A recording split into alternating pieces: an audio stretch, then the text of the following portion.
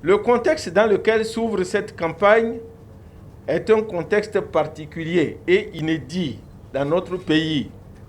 De fait, les meetings, les cortèges, les visites porte à porte, source de regroupement et d'attroupement de personnes, ne seront pas autorisés. C'était l'appel lancé le 30 avril dernier par le président de la Sénat.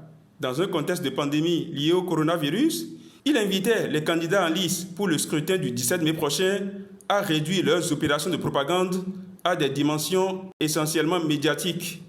Au terme de la concertation entre les présidents des institutions, il a été retenu que la campagne électorale sera essentiellement réduite à sa dimension médiatique.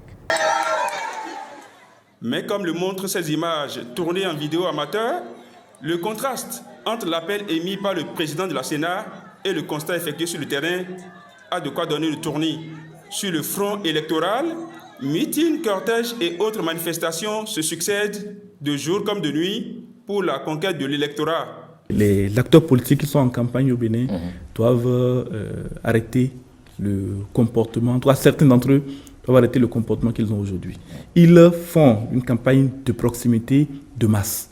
Et ça, c'est extrêmement dangereux. Nous ne sommes pas dans une situation où nous pouvons nous permettre de faire évoluer la courbe de la contamination ici au Bénin. Ils ont oublié que la campagne doit être exclusivement médiatique. Ils sont dans les quartiers, ils ne vont pas sur la voie publique. D'ailleurs, l'autre jour, on a croisé une caravane sur la voie publique et ça, ce n'est pas normal. Tout se passe comme si le Bénin a déjà tourné la page du Covid-19. La campagne de dépistage rapide et massif, lancée il y a peu, rime avec une montée en flèche des chiffres. 319 cas confirmés à la date du 11 mai 2020. C'était 10 fois moins il y a de cela quelques semaines.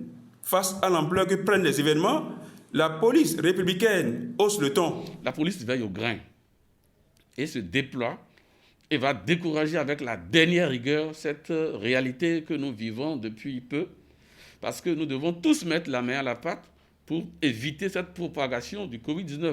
Nous devons travailler dans ce sens et rien ne sera laissé de côté. Les grands rassemblements sont interdits.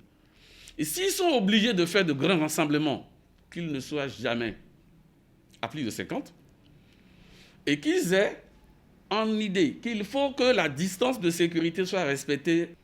Le directeur général de la police républicaine, le contrôleur général Yahya Soumaïla Alabi, a déjà mis tout en place dans tous les commissariats, tous les commissaires, tous les commandants d'unité savent déjà ce qu'ils ont à faire dans ce sens. Nous ne serons pas obligés de venir à eux avec la force, mais déjà nous leur disons qu'ils ont à faire très attention. Dernière ligne droite avant le scrutin du dimanche 17 mai 2020, les populations sont elles aussi invitées à jouer leur partition pour dissuader d'éventuels contrevenants. Il est question d'agir pour préserver la santé de tous.